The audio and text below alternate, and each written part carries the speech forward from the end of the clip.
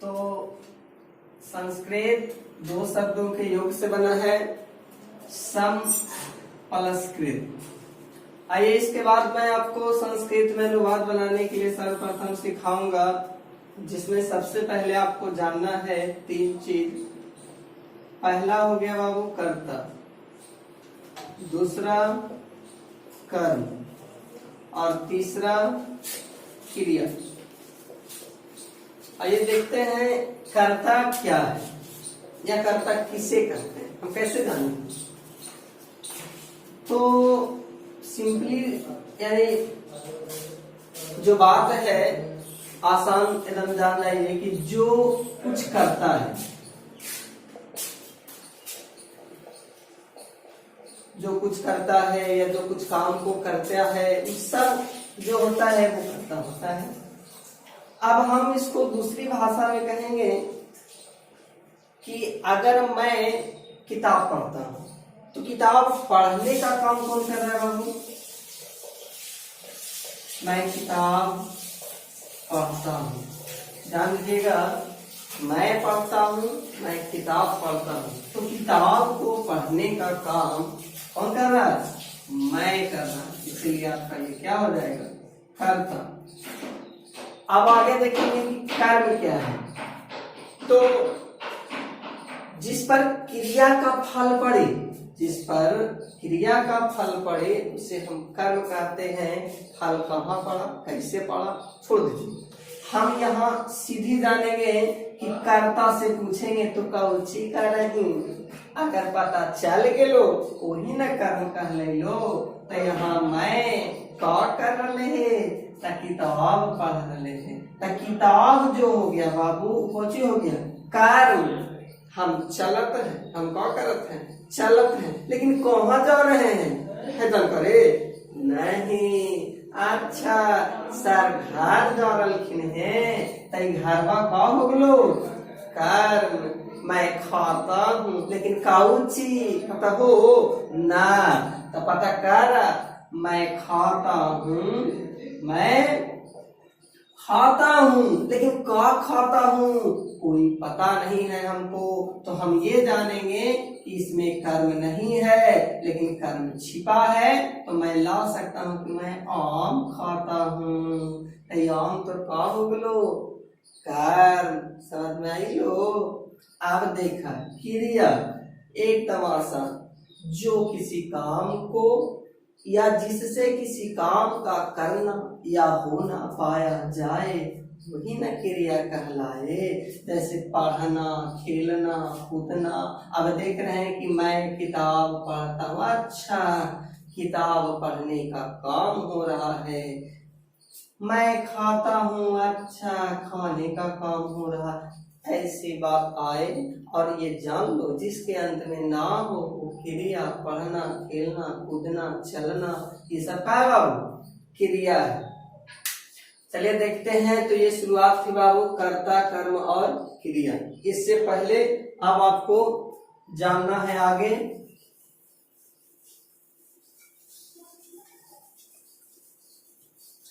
अनुवाद हम कैसे करें। चलिए अनुवाद के लिए सबसे पहले हमको जानना है वो लकार। क्या जानना है बाबू?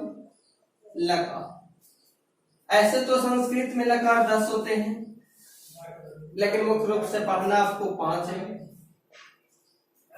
कोई पूछे तो बताइए लकार 10, लेकिन पढ़ना आपको कितना है? 5। ध्यान दीजिएगा, लकार 10 होते हैं, पढ़ना हमको 5 है। तो देखिए हम सबसे पहले लकार, जिसको हम लोग एक काल भी कह सकते हैं, इसको अंग्रेजी में टेंस भी बोलते हैं। तो सर्वप्रथम आज हम आपको प्रथम लकार बताएंगे, उससे जुड़ी कुछ अनुवाद बनाने के लिए सिखाएंगे। उससे पहले मैं आपको ये जानकारी दे दूं कि संस्कृत में कर्ता 9 प्रकार के होते हैं। इसके बिना आपको अनुवाद बनाना नहीं आएगा। इसलिए सबसे पहले ये जान लीजिए कि संस्कृत में कर्ता 9 प्रकार के होते हैं। सबसे पहले हम जानेंगे वह स में होता है बाबू ओवा, लेकिन ये पुल्लिंग के लिए होता है। किसके लिए होता है बाबू? पुल्लिंग, यानी पुल्लिंग ना लिख के हम पुरुष जाति के लिए लिख सकते हैं। पुरुष जाति के लिए। उसी प्रकार एक होता है वह सा भी बने होगा, ये होता है बाबू स्त्री जाति के लिए। उसके बाद होता है वह तो, ये दोनों। फिर होता है बाबू ते, ओवेसर या ओवलो, त्वम, तुम, युवाम, तुम दोनों, यूयम, तुम सब या तुम लोग, अहम, मैं, आवाम, हम दोनों, वयम, हम सब या हम लोग। ये हो गया वह कर्ता के नाम। ध्यान दीजिएगा ये प्रयोग अलग अलग है, एक पुल्लिंग के लिए है, एक स्त्रीलिंग के लिए है। ऐसा नहीं कि आप समझ जाए कि सर 10 हो गया, ऐसा नहीं। 9 कर्ता के 9 रूप होते हैं बाबू, और ये आपको बहुत ही इंपॉर्टेंट चीज है। फिर से एक बार देख लीजिएगा, स माने होगा पुरुष जाति के लिए होगा। अब कहेंगे ना बाबू वह जाता है, इसी पता चल रहा है कि वह जाता है। ता जाता है पुल्लिंग, लेकिन अब कहते हैं वह जाती है, वह शर्माती है, ऐसी पता चलता है कि ये क्या है, स्त्रीलिंग का प्रयोग हो रहा है। तो प्रयोग आप अलग अलग कर सकते हैं, एक पुल्लिंग के लिए और एक स्त्रीलिंग के लिए। उसके बाद हो गया तो, ओवे दोनों, ते, ओवे सब या ओवे लोग, त्वम, तुम, युवाम, तुम दोनों, यूयम, तुम सब या तुम लोग, अहम, मैं, आवाम, हम दोनों, वयम, हम सब या हम लोग। ये आपको बहुत जरूरी है, अगर इसके बिना लकार संभव नहीं। आप अनुवाद बनाने की सबसे पहली कड़ी की चीज है, इसको जरूर आपको याद करना पड़ेगा।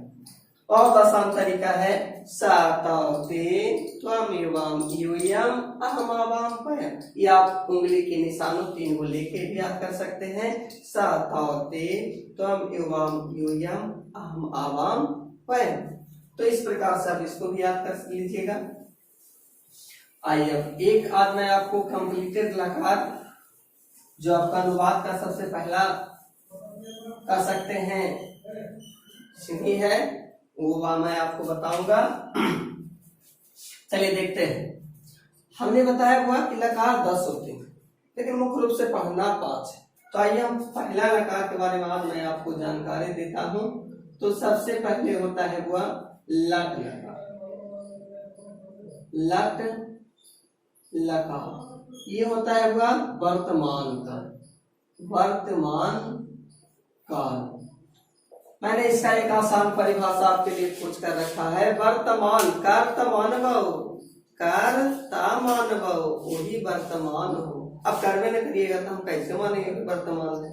अब हम चलत हैं तो जान लगा तो सर चल रहा, ये वर्तमाने में काम हो रहे हैं।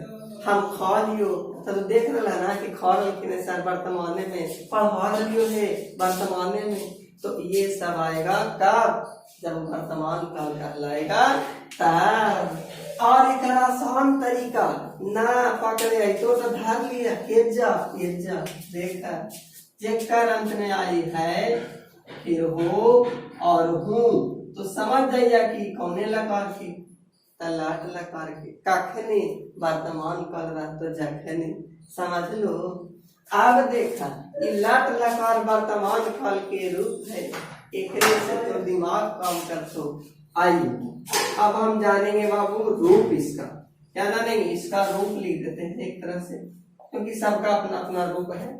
मेरा भी रूप है, आपका भी रूप है, इसीलिए लकार का भी रूप है। तो आइए सर्वप्रथम हम जानते हैं इसका रूप। सबसे पहले होता है बाबू प्रथम पुरुष, उसके बाद होता है मध्यम पुरुष और एक लास्ट होता है बाबू उत्तम पुरुष। अब हम वचन में चलेंगे तो वचन 3, एक वचन, द्विवचन और एक बहुवचन।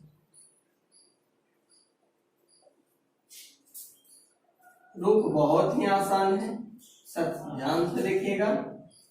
एक वचन में होता है ती, तह,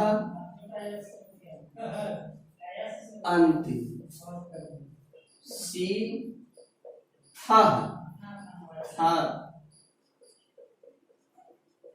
आमी, आवह, आमन। मैंने करता है कि कितने रूप बताए थे पिछली बार? 9, याद रखिएगा 9। ये आपका देखिए ती, तह, अंति, सी, थह, आमी, आवह, अमन, ये भी 9 है। तो ऐसा कहते हैं कि जैसे जैसे ये लिखा है उसी के पास हम कर्ता के 9 रूप रख देंगे। जैसे सर्वप्रथम रखते हैं बाबू सा, उसके बाद आ गया वह सा, और दुनिया का अगर कोई एक नाम आए ना बस, तो उसके साथ हम प्रथम पुरुष के एक वचन का प्रयोग करते हैं। उसके बाद आइए तो, फिर बाबू ते, उसके बाद त्वम, फिर युवम, फिर यूयम, उसके बाद अहम,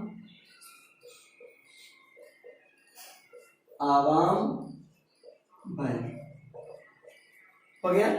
बस कुछ बहुत आसान तरीका है। अब आइए मैं अनुवाद आपको सिखाता हूँ। अनुवाद का सबसे पहला क्या है? सीढ़ी। आइए ध्यान से देखिएगा। अगर हम संस्कृत से हिंदी करें या हिंदी से संस्कृत, मैं दोनों में आपको सिखाऊंगा। तो सबसे पहले मैं कर्ता लेता हूँ बाबू, और वो कर्ता क्या है? स। एक धातु लेते हैं पथ। क्या लेते हैं? पथ। अब देखेंगे कि कर्ता प्रथम पुरुष के एक वचन में, तो प्रथम पुरुष के एक वचन में क्या जुड़ जाएगा इसके साथ? अब हम जानेंगे वह किस्सा मैंने क्या होता है। ओवा, क्योंकि विसर्ग दिया हुआ है, पुल्लिंग के लिए प्रयोग होगा। तब पठती, पढ़ता है, वह पढ़ता है। अब देखिए मैं इसको हिंदी में पहले लिखता हूं, जैसे लिखा रहे, मैं घर जाता हूं। मैंने एक यहाँ पर कर्म दे रखा है कि मैं जाता हूँ, लेकिन कहाँ जाता हूँ? घर। मैंने बताया था कि कर्म को आसान तरीका ढूंढने का। कर्ता से पूछिए कौची कर्म, अगर बता दिल को तो समझ जाओ कर्म है। कहा लिखे करता को मैं जा रही, लेकिन कहाँ? घर है कि नहीं? तो मैं जा रहा हूँ या मैं जाता हूँ, कहाँ? घर। तो कर्म हो। अब देखा मैं, तो मैं के क्या होता बाबू?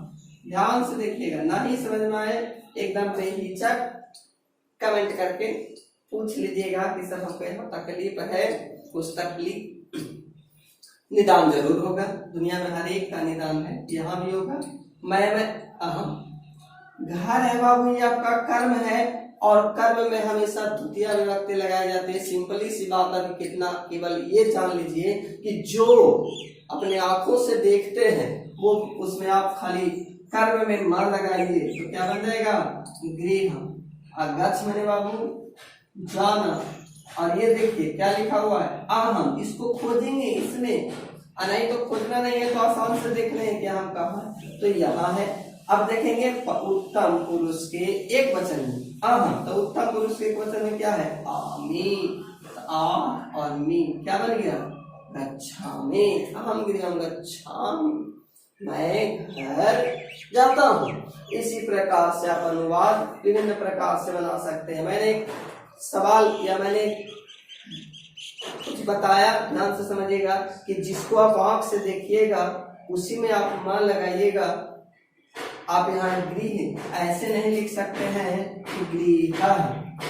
अब कहेंगे सर क्यों नहीं लिख सकते हैं, इसका कारण हुआ कि ये कर्म है और कर्मणि द्वितीया होता है, और मैं आपको पुल्लिंग या नपुंसक लिंग की ओर ले चलूं तो कर्म में हम जानते हैं कि बालक शब्द के रूप में एक वचन में द्वितीया में होता है बालकम, बालकम, और अगर हम नपुंसक लिंग में देखे हुआ तो वो भी होता है हुआ फल। अब दोनों को रूप ये हटाते हैं तो अंत में माँ आता है, इसलिए हम यहाँ पर क्या देंगे, माँ देंगे, ये ध्यान रखिएगा।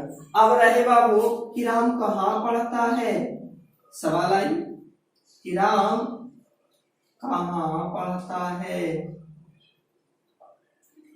राम तो पढ़ता है बाबू, लेकिन कहाँ पढ़ता है, कोई कहाँ देखा है जी, ये अव्यय है, और अव्यय में कौनो छेड़छाड़ न, जहाँ छेड़ लो पिटा, मतलब गलत होती तो कब तोरा निकल के मत लगता है, ऐसा कोई बात ना है।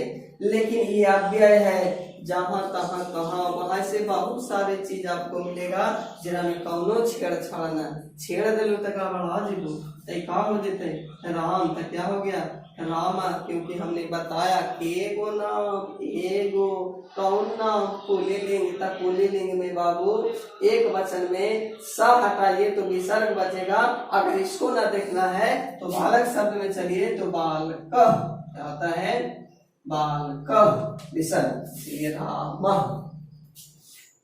पुत्र मन होता है हुआ कहाँ, पुत्र मने कहाँ, पठ मने पढ़ना, नाम के गो, नाम के गो है, नाम एक, इसलिए एक वचन में आपको क्या लग जाएगा, टी। ध्यान समझिए, यानी राम पुत्र पठती, ध्यान रखिएगा। शायद मैं ये लिखा होऊंगा जो आपको स्पष्ट रूप से दिखाई नहीं दिया होगा, इसीलिए मैं इसको ऊपर बता देता हूँ। मैंने बताया हुआ कि राम कहाँ पढ़ता है, राम कहाँ पढ़ता है, तो इसका मैंने अनुवाद बताया हुआ रामा, क्योंकि पुल्लिंग है इसलिए विसर्ग, पुत्र मन होता है वह कहाँ, अपठ मने पढ़ना, और राम एक वचन में है इसलिए एक नाम है, इसलिए प्रथम पुरुष एक वचन में हमेशा का लगता है टी। तो मैं आशा करता हूँ कि आज का ये वीडियो आपको पूरी तरह से समझ में आया होगा, और अगर नहीं आया तो कमेंट करके मुझे जरूर बताइएगा ताकि मैं आपको इससे बेहतर से बेहतर दे सकूं। धन्यवाद।